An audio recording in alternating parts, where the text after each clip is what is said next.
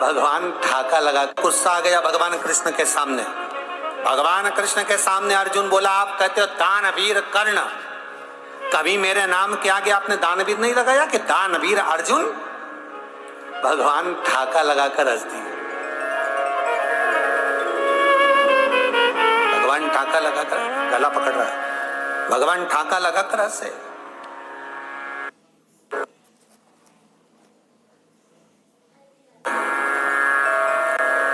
आप सभी को बहुत बहुत साधुवाद, बधाइयां हैं।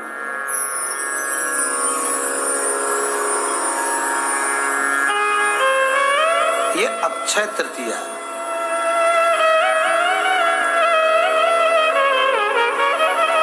इस दिन किया गया दान पुण्य भजन कभी क्षय नहीं होता, समाप्त नहीं होता। पर वेद व्यास जी तो शिव महापुराण की विद्येश्वर संहिता में लिखते हैं कि अक्षय तृतीया तो वर्ष में एक बार आएगी, पर ये शिव महापुराण की कथा तो एक ऐसा अविरल फल है, जिसका किया हुआ भजन, जिसका किया हुआ स्मरण, जिसका किया हुआ पुण्य, जिसका किया हुआ नाम जाप, वो भी क्षय नहीं होता और बढ़ता है और प्रबल होता है।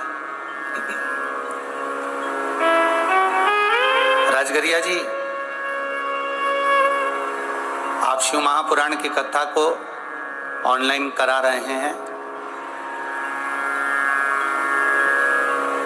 आप जो पुण्य करे हैं, सत्कर्म करे हैं, दान करे हैं, हम पहले भी कहे, आज फिर कहते हैं कि एक डायरी में लिख के रखना कि इतनी तारीख को हमने ये दान किया था। शिव महापुराण के अंतर्गत हमने शिव महापुराण की कथा को करवाया था, या हमने कथा सुनी थी, या हमने ये पुण्य करा था, हमने ये सत्कर्म करा था, उसको लिख कर रखना। और वही तारीख अगले वर्ष की मिलाकर देखना कि आपने जो पुण्य करा, आपने जो दान करा, आपने जो सत्कर्म करा, वो हजारों लाखों गुना हुआ कि नहीं।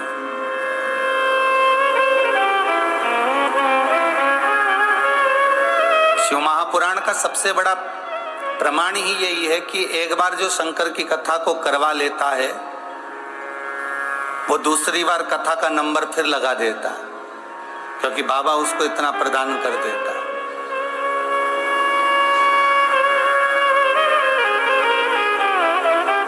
पर इस वर्ष इस अक्षय तृतीया पर मैं बाबा से केवल इतनी सी निवेदन, इतनी सी विनती करूंगा, है मेरे शंभु, है मेरे विश्वनाथ, है मेरे त्रिकालदर्शी कैलाशी, है मेरे कुबेरेश्वर महादेव, हे गौ माता, इतनी कृपा कर दे इस भारत की भूमि पर, पूरे विश्व में, कि अब कोई कोरोना महामारी से किसी के प्राण न छूटे।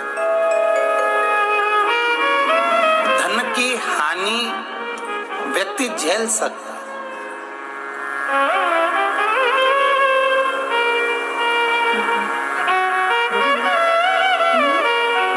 पर जनहानि झेली नहीं जाती है।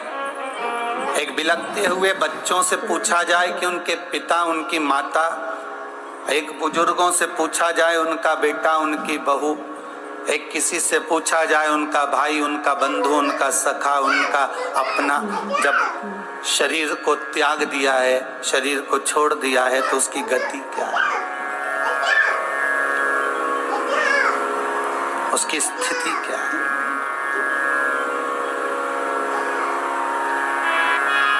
किसी ने अपने पिता को, किसी ने अपनी माता को, किसी ने अपने भाई को, किसी ने अपने चाचा को, किसी ने अपने काका को, किसी ने अपनी बुआ को, किसी ने अपने फूफा को, किसी ने अपने पुत्र को, किसी ने अपनी पुत्री को इस कोरोना महामारी के चलते खोया है। उसकी गति वही जान सकता। आप भी आज अक्षय तृतीया के दिन बाबा से विनती करो, विश्वनाथ से विनती करो, शंभु से विनती करो कि आज के दिन, अक्षय तृतीया के दिन, आप अन्नपूर्णा के दरवाजे पर जाकर संसार के लिए भीख मांगे थे, भिक्षा मांगी थी।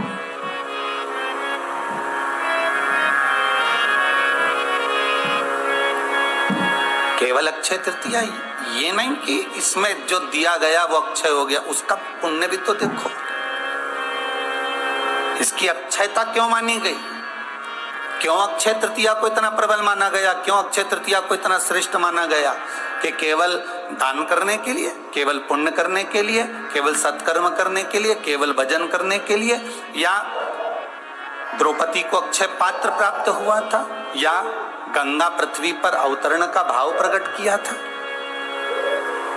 या परशुराम भगवान का अवतरण हुआ था।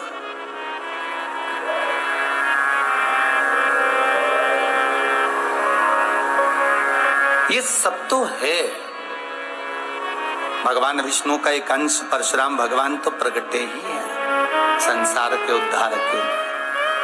पर साथ में सबसे प्रबल अगर कोई बात है अक्षय तृतीया की, तो वो ये है जब पूरी पृथ्वी हाहाकार मचाने लगी और खाने के लिए एक अन्न का दाना नहीं बचा।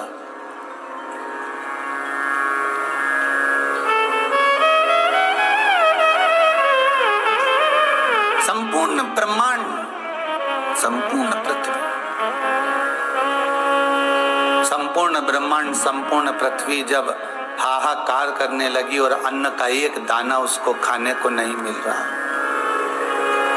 देखिएगा, इसलिए आपसे कहा कि अक्षय तृतीया के दिन हमें धन दौलत संपदा, आज कई व्हाट्सएप पर मैसेज आ रहे थे कि अक्षय तृतीया के दिन हम कौन सी पूजन करें जिससे लक्ष्मी जी प्रसन्न हो जाए। मेरा निवेदन है, अभी लक्ष्मी को प्रसन्न करने की जरूरत नहीं। अभी भगवान से अगर प्रसन्नता चाहते हो तो अपने परिवार की प्रसन्नता मांगो कि हम जितने घर में परिवार में सदस्य हैं, जितना मेरा कुटुंब और कबीला है, बाबा इतनी कृपा करना, जैसे प्रेम से आनंद से आपकी कथा श्रवण कर रहे हैं, जिस अलमस्ती से श्रवण कर रहे हैं, जिस आनंद से श्रवण कर रहे हैं, हे शंभु हे शंकर, ऐसी कृपा करना कि ये पूरा परिवार मेरा ऐसा ही आनंद में कथा का रस तत्व श्रवण करता रहे। और घर में जितने सदस्य हैं, जितना परिवार, जितना कुटुंब, जितना मोहल्ला, जितना नगर, जितना क्षेत्र, जितना शहर, पूर्ण संपूर्ण भारत और विश्व के प्रत्येक जीव की उम्र बढ़ाइएगा, इनको श्वास प्रदान करिएगा।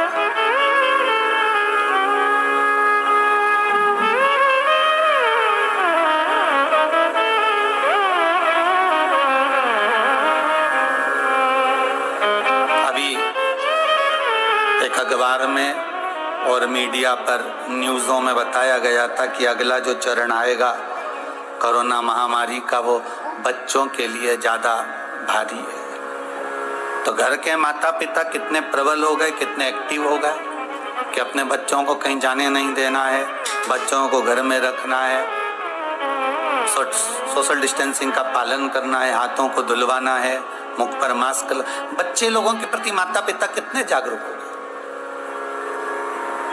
आप जितने अपने बच्चों के लिए जागरूक हुए हो, आप जितने अपने बच्चों के लिए अग्रण्य हुए हो, उतनी अग्रण्यता उस परमात्मा भी अपने बच्चों के लिए है।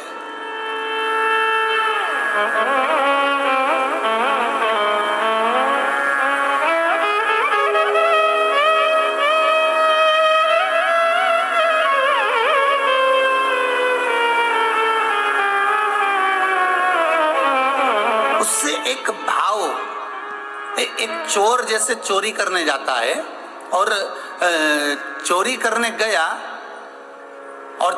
गया और दो लोग साथ में और धन चुराने के लिए गए हैं, चोरी करने के लिए गए हैं, और जैसे ही चोरी करने के लिए गए और इतने में घर में घुसे ही थे, प्रवेश करे ही थे, और इतने में पुलिस वाला आ गया और पुलिस वाले को देखा घबरा गया।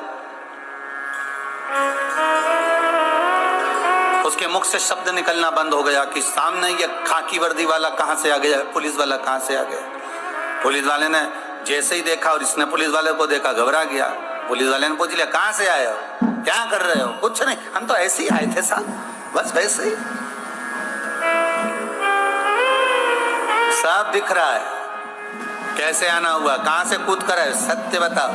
घबरा गया, नहीं साहब हम तो बस स्टेशन से आए थे, तो हमने सोचा यहाँ चले जाएं, थोड़ा सा एकांत में बैठ जाएं, तो हम अंदर प्रवेश कर गए। और जैसे घबराया, पसीना छूटने लगा। पुलिस वाले को देखा, धीरे से सटकने लगा, जाने लगा।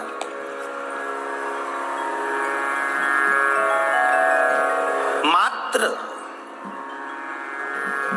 एक खाकी वर्दी वाले का दर्शन किया तो चोरी करने का मन में जो भाव था उसको छोड़कर चला गया। अगर चोरी करता तो अटैची में मार भर कर लेकर जाता, अगर चोरी करता तो कितना धन लेकर जाता, अगर चोरी करता तो कितनी संपदा लेकर जाता, अगर चोरी करता तो कितनी सत्ता लेकर जाता, पर उसके मन से वो भाव चला गया। चोरी का वो भाव समाप्त हो गया। पुलिस वाले को मात्र देखकर, पुलिस वाले का मात्र दर्शन कर कर उसके मन से भाव चला गया। हम कई लोगों से कहते हैं कि दर्शन की महत्वता क्या होती है, उसको समझिएगा जरा। कि एक पुलिस वाले का दर्शन करा तो चोर चोरी करने छोड़कर अपने घर चला जाता है। उसी तरह परमात्मा के मंदिर में जाकर जब हम दर्शन करते हैं, परमात्मा के दरवाजे पर जब हम पहुंचते हैं, उसकी चौखट पर जब हम जाते हैं, उसका दर्शन करने जब हम जाते हैं, तब हमारे भीतर का काम, लोभ, विषय, आसक्ति, तृष्णा, वासना ये भी तो समाप्त हो जाती है, ये भी तो चली जाती है। हमारे भीतर की आसक्ति, हमारे भीतर की तृष्णा, हमारे भीतर की वासना वह भी तो चली जाती है। मेरे शंभू नेत्र बंद करके बैठे हुए थे।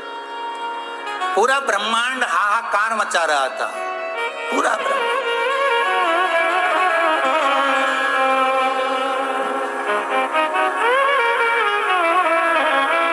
अक्षय तृतीया का सबसे मूल कारण शिव महापुराण कह रही है, सबसे मूल।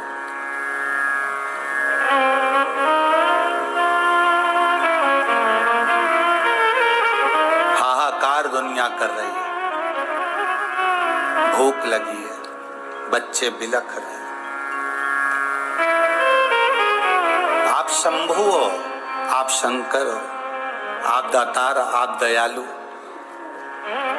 और अगर अपने बच्चों को रोता हुआ देखोगे तो फिर ये कहां होगा?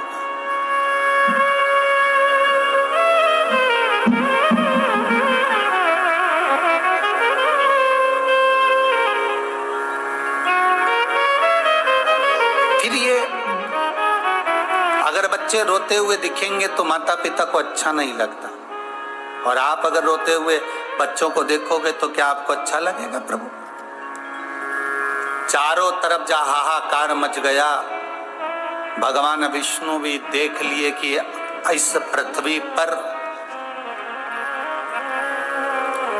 पुण्य धीरे धीरे धीरे धीरे क्षीण हो गया, इसलिए पाप कर्म बढ़ गया, इसलिए जलवृष्टि नहीं हो रही, अन्न का भाग नहीं है पृथ्वी पर। तब भगवान शिव के पास खबर गई तो भगवान शंकर ने भगवान विष्णु को बुलाया। नारायण आइए, ब्रह्मदेव भी आए, इंद्रदेव भी आए, सबकी सब आकर खड़े हो गए। क्या बात है भगवान विष्णु, क्या हुआ? भगवान विष्णु कह रहे हैं पूरी पृथ्वी पर पाप इतना बढ़ गया है, इसलिए जलवृष्टि बंद हो गई, इसलिए अन्न का होना बंद हो गया, अब पृथ्वी पर अन्न नहीं है। भगवान शंकर ने भगवान विष्णु से कहा, क्या पूरी पृथ्वी पर पाप ही पाप हो गया क्या? हाँ। भगवान शंकर ने कहा भगवान ब्रह्मा से, क्या पूरे ब्रह्मांड में केवल पाप ही पाप हो गया क्या? ब्रह्मा जी बोले हाँ, और उसका भोग संसार के मनुष्य को भोगना पड़ेगा। देखिएगा, संसार के लोगों के लिए मृत्यु लोक का देव अधिदेव मेरा महादेव एक बात प्रस्तुत करते हैं। जब 33 कोटि देवताओं ने कह दिया कि ये पूरा ब्रह्मांड, ये पूरी पृथ्वी पाप से भरा गई है, इसलिए यहां ना तो जल गिरेगा ना इसमें अन्न होगा, सब भूखे मरेंगे, सब भूखचुक रहेंगे, सभी को उधर के लिए कुछ प्राप्त नहीं होगा। तब मेरे महादेव ने, तब मेरे देवाधिदेव महादेव ने आज ही के दिन, अक्षय तृतीया के दिन, मेरे महादेव भगवान विष्णु से कहते हैं, आप कह रहे हो कि सब दूर पाप हो रहा है। शंकर जी बोले, परंतु कभी कभी मैंने पार्वती के मुख से सुना था कि जो घर बनता है, ये आजकल के घर तो मकान तो ये पत्थर के बनने लगे, लेंटर के बनने लगे, सीमेंट के बनने लगे। पहले जो मकान बनते थे वो लकड़ी के बनते थे। आप लोग जितने लोग कथा सुन रहे हो आस्था चैनल पर, फेसबुक यूट्यूब पर, आप लोग जितने कथा को श्रवण कर रहे हो, आप लोग भी कभी तो आपके पूर्वज गांव में रहे होंगे, कभी तो आपके पूर्वज किसी ग्रामीण क्षेत्र से आए होंगे। आप भले शहरों में रह रहे हो, आप भले शहर में निवास कर रहे हो, पर पूर्वज तो गांव में। तो गांव में देखा होगा जो पुराने मकान होते थे उसमें लकड़ियां लगती थी, कहीं साजड़ की, कहीं सागौन की, कहीं बमूल की, कहीं शीशम की, तरह तरह की लकड़ी लगती थी। अब वो पूरे मकान को वो लकड़ियों पर रखा जाता था और मकान टिकता था। अब उसमें कुछ लकड़ी ऐसी होती थी जो 3 साल में सड़ जाती थी, उसमें कुछ लकड़ी ऐसी होती थी जो 5 साल में सड़ जाती थी, उसमें कुछ लकड़ी ऐसी होती थी जो 10 साल में सड़ जाती थी, और उसमें कुछ लकड़ियां ऐसी थी कि आज तक भी मकान में लगी होगी और मकान का बाल बांका नहीं होने दे रही होगी। भगवान शंकर ने भगवान विष्णु और ब्रह्मा से कहा संसार भी ऐसा ही है। मान लो आप कह रहे हो कि पूरी पृथ्वी पर पाप हो गया, मतलब मान लो कुछ लकड़ी सड़ गई 3 साल में, 2 साल में, 5 साल में, पर कुछ लकड़ी में तो दम होगा जिसके बल पर यह मकान टिका हुआ है आज भी। भगवान विष्णु ने पूछा वो कैसे? शंकर भगवान कहने लगे अगर पूरे ब्रह्मांड में मान लो लोग पाप कर रहे हैं, दुराचार कर रहे हैं, अत्याचार कर रहे हैं, हाहाकार कर रहे हैं, कष्ट दे रहे हैं, झूठ बोल रहे हैं, छल कर रहे हैं, प्रपंच कर रहे हैं, 1 का 2 कर रहे हैं, निंदा कर रहे हैं, गालियां दे रहे हैं, तो भी भगवान शंकर ने कहा मान लो ये साजड़ की लकड़ी, ये शीशम की लकड़ी, ये बेकार बमूल के, मान लो ये लकड़ियां सड़ चुकी है और पूरा मकान गिरने वाला है, परंतु उस मकान में कोई 2-3 लकड़ी तो ऐसी होगी जो खड़ी रही होगी। हो सकता है इस संसार सागर में कुछ लोग तो ऐसे होंगे जो भगवान के भजन में लगे होंगे, कुछ लोग तो ऐसे होंगे जो सत्कर्म में लगे होंगे, कुछ लोग तो ऐसे होंगे जो भगवत नाम में डूबे होंगे, कुछ लोग तो ऐसे होंगे जो शंकर का अनुमोदन कर रहे होंगे। शंकर जी कहते हैं अगर पूरा नगर, पूरा गांव, पूरी पृथ्वी पाप में डूब गई तो कुछ लोगों को निकालो जो पुण्य में लगे हैं, उन पुण्य के बल पर इस पृथ्वी को बचाकर रखना है। और बहुत ध्यान देना भाई, तुम्हारे मोहल्ले में अगर कोरोना जैसी बीमारी आ गई, वायरस आ गया, तुम्हारे नगर में आ गया, तुम्हारे क्षेत्र में आ गया, तुम्हारी कॉलोनी में आ गया, तुम्हारी बिल्डिंग में आ गया, तुम्हारे परिवार वालों में भी अगर कोई सता रहा है, और उसके बाद भी अगर तुम ठीक होकर ऐसी कोरोना जैसी महामारी में, जहां पर हॉस्पिटल में जगह नहीं मिल रही, ऐसी महामारी में भी तुम अगर बचकर, जरा से अगर बचकर भी तुम अपने घर पर वापस आ गए हो, या अपने घर पर स्वतंत्र रहकर घूम रहे हो, अपने घर पर स्वतंत्र रहकर भोजन कर रहे हो, अपने घर पर आनंद लेकर अपनी जिंदगी को जी रहे हो, तो समझ लेना कि तुम्हारे परिवार में कोई एक व्यक्ति ऐसा है जो भगवान शंकर की आराधना में पहले से डूबा हुआ है, भगवान शिव की आराधना में डूबा हुआ है, शंकर का अनुमोदन कर रहा है, शिव का स्मरण कर रहा है। जरूर वो कुछ ना कुछ दान पुण्य सत्कर्म ऐसा करता रहता है जिससे हमारे दरवाजे तक काल आता तो जरूर है, हमारी चौखट पर काल पहुंचता तो जरूर है, पर वो काल अंदर प्रवेश नहीं करता, वो बाहर की बाहर चला जाता।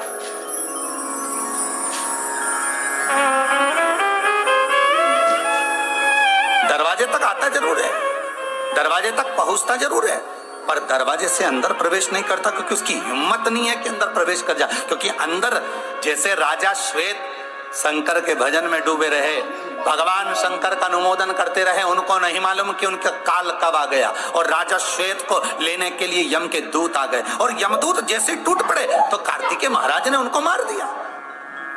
जब वो मार खाकर यमराज के पास में पहुंचे तो यमराज ने पूछा तुम्हारे को ये नीला पीला किसने कर दिया, किसने दोचा तुमको, कौन मारा है तुमको?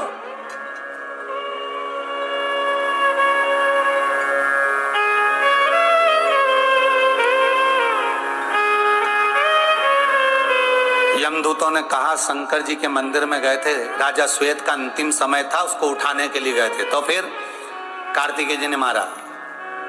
यमराज बोले कार्तिकेय की इतनी हिम्मत, कि रे हमारे कर्म में बीच में अड़े है, मैं जाता हूं, यमराज खुद चले। भगवान शंकर ने यमराज को निपटा दिया, यमराज मर गए।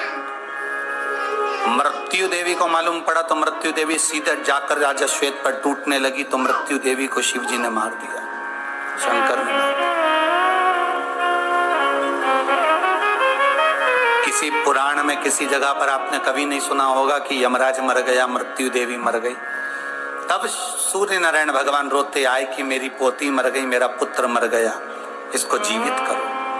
शंकर भगवान से भगवान विष्णु ने कहा कि इन्होंने मेरे भगत को मारना चाहा, तो भगवान विष्णु बोले उसका अंतिम समय चल रहा था, भले चल रहा था पर मेरी सेवा में तो लगा था।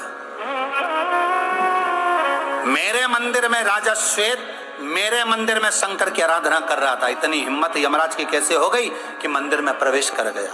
क्षमा कर दो, अब गलती नहीं होगी, जीवित करूंगा मृत्यु को और यमराज को, तो एक शर्त पर जीवित करूंगा। शंकर जी बोलते हैं वो शर्त ये है कि जो मेरा भजन कर रहा होगा, जो मेरा स्मरण कर रहा होगा, जो मेरे मंत्र स्मरण में डूबा होगा, जो मेरी सेवा मेरी चाकरी मेरा स्मरण कर रहा होगा, अगर उसकी मृत्यु का समय भी आ गया तो पहले शंकर से पूछना पड़ेगा क्या उठाकर ले जाएं, तब मैं कहूं तब लेकर जाना। भगवान सूर्यनारायण ने पूछा ऐसा तो हो नहीं सकता। भगवान शंकर बोले मृत्यु लोक का देव कौन, इस मृत्यु लोक का देवता कौन है? शंकर। आप मेरे घर में आ रहे हो, वैकुंठ में मैं आऊंगा तो मुझे पूछ के आऊंगा, ब्रह्मलोक में मैं जाऊंगा तो पूछ कर जाऊंगा, तो मृत्यु लोक में अगर किसी को लेने आना है तो पहले शंकर से पूछना पड़ेगा। किसी के घर में बिना पूछे प्रवेश नहीं कर सकते। यमराज आपको फिर समझा रहा। सूर्य नारायण ने कहा गलती को क्षमा करिए, जीवित कर दीजिए, जीवित कर दिया। काल तुम्हारे दरवाजे तक बार बार आ रहा, बार बार।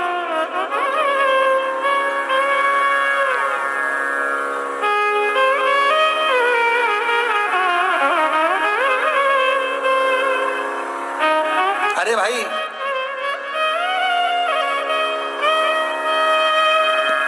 ध्रुव और प्रहलाद भगवान के भगत थे, बहुत ध्यान दीजिएगा महाराज जी। ध्रुव प्रहलाद भगवान के भगत थे, पर प्राण छूटे कि नहीं छूटे? अरे बोलो तो रे जम के, जितने आस्था चैनल पर कथा सुन रहे हो बोलो जरा प्रेम से, हाँ बोलो जरा आराम से बोलो, प्राण छूटे कि नहीं छूटे? छूटे ना। कई कई माताएं हमसे प्रश्न करती हैं, कई लोग प्रश्न करते हैं कि हमारी मम्मी तो भगवान का भजन करती थी, भगवान का स्मरण करती थी, हमारे पिताजी ऐसे थे, फिर आखिर उनको प्राण क्यों छूट गए? वो तो आप कहते थे ऐसा, तो वो ऐसा कैसे हो गया? आखिर क्यों मर गए, क्यों प्राण छूट गए? ध्रुव और प्रहलाद भी भगवान के भगत थे, उनके प्राण क्यों छूटे?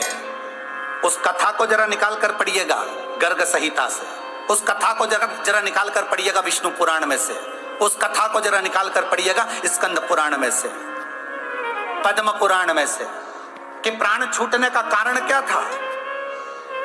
एक बार भगवान इंद्र स्वयं साधु का वेश धर कर आते हैं और भिक्षा में उनका पुण्य मांग कर ले जाते हैं।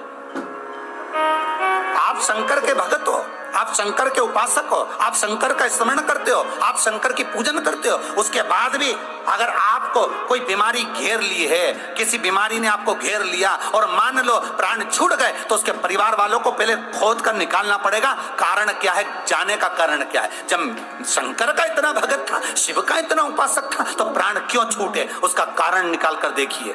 जैसे पुराणों में से निकालो कि प्रहलाद और ध्रुव के प्राण क्यों छूटे, उसका कारण था जब भगवान के इतने उपासक थे, नरसिंह भगवान का दर्शन किया था, भगवान विष्णु की गोद में ध्रुव जी महाराज बैठे थे, फिर कारण क्या हुआ प्राण जाने का? उसका कारण केवल इतना सा था क्योंकि उन्होंने अपना पुण्य का दान दे दिया था। हो सकता है भजन करने के बाद भी अगर आपके प्राण जा रहे हैं, उसका कारण क्या है जरूर आप भी अपनी जिंदगी में आपने थोड़ा भजन करा, दान करा, पुण्य करा, सत्कर्म करा, उससे जो पुण्य मिला था, हो सकता है कभी आपकी जिंदगी में आपके मुख से निकल गया हो कि कोई बीमार पड़ा हो, कोई तकलीफ हो और आपके मुख से निकल गया, भगवान इसको मैंने जो पुण्य करा हो वो इसको मिल जाए, मैंने जो दान करा था उसका फल इसको मिल जाए, मैंने जो गौदान करा उसका फल इसको मिल जाए, मैंने जो एकादशी का व्रत करा उसका फल इसको मिल जाए। इसलिए शास्त्र कहता है हाथों से धन भर कर दे दोगे चल जाएगा, पर तुमने जो दान करा है उसका फल अपने लिए थोड़ा संजो कर रखना। जो आज आप लोग ये पानी के टैंकर का पानी दान कर रहे हो, जल भेज रहे हो, या जल के रुपए आप लोगों ने जमा करे हो, या आजीवन भोजन भंडारे के जो दान पैसा तुमने जमा करा अक्षय तृतीया पर, या वृद्धाश्रम के लिए सैया का दान कर अपने जीते जी सैया का दान दे दिया, ये जो तुम दे रहे हो अन्नदान, सैया दान, मंदिर निर्माण के दान, जो भी तुम कर रहे हो, ये जो दान जो तुम हाथों से कर रहे हो, ये अब किसी को बताना नहीं कि मेरा पुण्य मेरे साथ में रहे। चले भी जाएं और बच्चे अगर ब्राह्मण भोज ना कराएं तो हमारा भोज चल रहा है। चले भी जाएं और बच्चे अगर सैया का दान ना दें तो यहां सैया दान हो चुका है।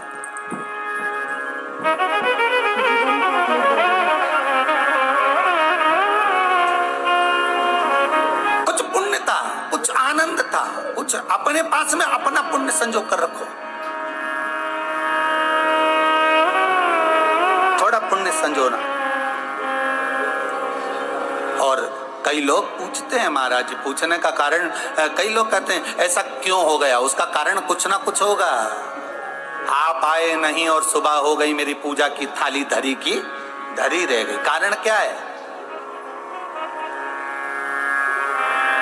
कुछ कारण होगा।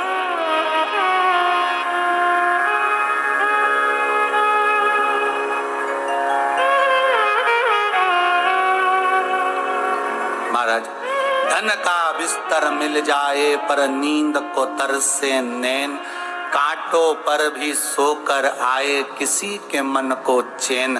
कोई कारण होगा, कोई तो कारण ऐसा होगा जिस कारण से जीव के प्राण गए होंगे।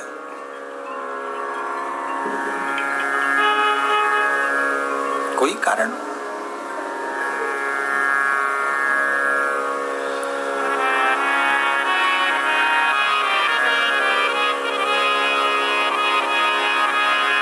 तीन वृक्ष,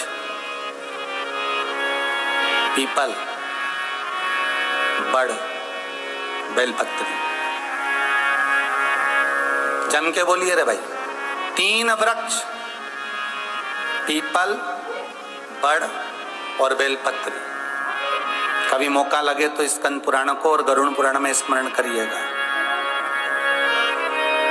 तीन वृक्षों को पितरों के भाव से पूजा जाता है, पीपल को, बड़ को और बेलपत्री को।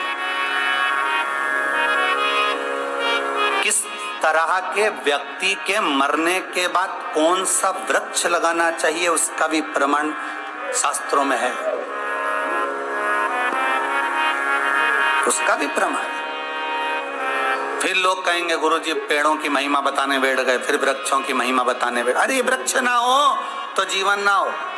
कई लोगों को बड़ा ऑब्जेक्शन है कि आप पेड़ पत्तियों के बारे में क्यों बताते रहते हो, आप वृक्षों के बारे में क्यों बताते रहते हो। अरे मेरा शंकर बड़ के पेड़ के नीचे बैठा रहता है। सुखदेव जी महाराज ने राजा परीक्षित को कथा सुनाई तो बड़ के पेड़ के नीचे सुनाई। तुलसी बाबा रामचरितमानस की रचना करते हैं तो बड़ के पेड़ के नीचे बैठकर कर देते हैं। मेरे हनुमान जी कहीं बैठकर साधना करते हैं तो पीपल के पेड़ के नीचे कर लेते हैं। मेरा शंकर, मेरी लक्ष्मी माँ, मेरा नारायण अगर कहीं बैठकर साधना करता है तो बेलपत्री के पेड़ के नीचे कर लेता। तो बखान करने में मेरा क्या जाता है, वर्णन करने में मेरा क्या जाता है। पर कई लोगों को बुरा लगता है कि आप वृक्ष, अरे तीन वृक्ष पितरों के समान है, पीपल, बड़ और बेलपत्री। किसके मरने के बाद कौन सा पेड़ लगाया जाए जिससे उस जीव की मुक्ति हो जाए, यहां तक शास्त्र वर्णन करता है। जो पूर्ण उम्र लेकर गया है, कोई अभिलाषा उसके अंदर रही ना, वो बड़ का पेड़ लगाया जाए। उसके जाने के बाद वट वृक्ष लगाया जाए, उसके जाने के बाद वट वृक्ष लगा दिया जाए किसी ऐसी जगह पर जहां पति को छाया मिलती हो। ये पितरों के तुल्य है।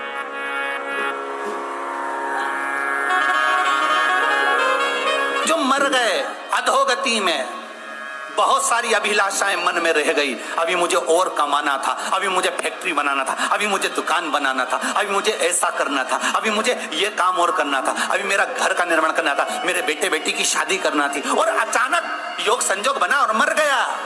उसको पीपल का पेड़ लगाना चाहिए। उसके जाने के बाद पीपल के वृक्ष का कहीं ना कहीं रोपण करना चाहिए, और उस पीपल के वृक्ष को लगाने के बाद, बड़े के वृक्ष को लगाने के बाद जल की व्यवस्था, पानी की व्यवस्था जरूर करना, जिससे वो सूखे ना।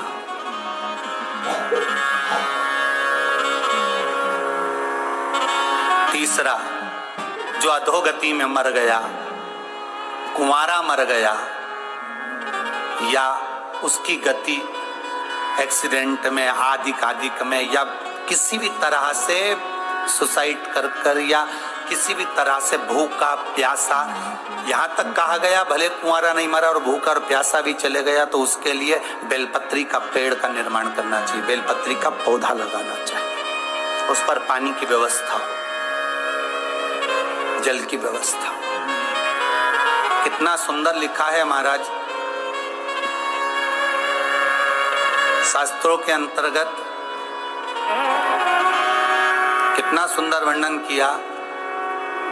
मृत्यु लोक में किसी के मरने के बाद जो वृक्ष लगाया जाता है नाम संकल्प गोत्र से, वो वृक्ष जब तक पृथ्वी पर रहता है, उसकी छाया जब तक दुनिया वालों पर पड़ती रहती है, तब तक वो जीव भगवान विष्णु के पावन चरणारविंद में पड़ा रहता है।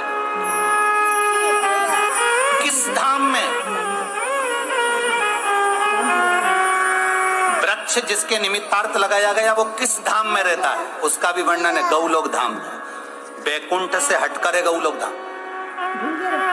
बैकुंठ में गोवर्धन पर्वत नहीं है, पर गौलोक धाम में गोवर्धन पर्वत है। इसलिए सूरदास जी अपने पद में लिखते, कहा करऊ मैं बैकुंठ के जा। मुझे बैकुंठ नहीं जाना, सूरदास जी लिखते हैं। सूरदास जी लिखते हैं कि मुझे गौलोक धाम जाना, जहां गोवर्धन पर्वत है, जहां गौ है, जहां वनस्पति है, जहां पीपल है, जहां बड़ है, जहां बेलपत्री है, जहां तुलसी के वृंद लगे हुए हैं। सूरदास जी लिखते हैं मुझे वो जगह पर जाना है, मुझे बैकुंठ नहीं जाना जहां पर केवल एसी रूम मिले, डनलप के गद्दे मिले, जहां पर सोने और चांदी की थालियों में भोजन मिले,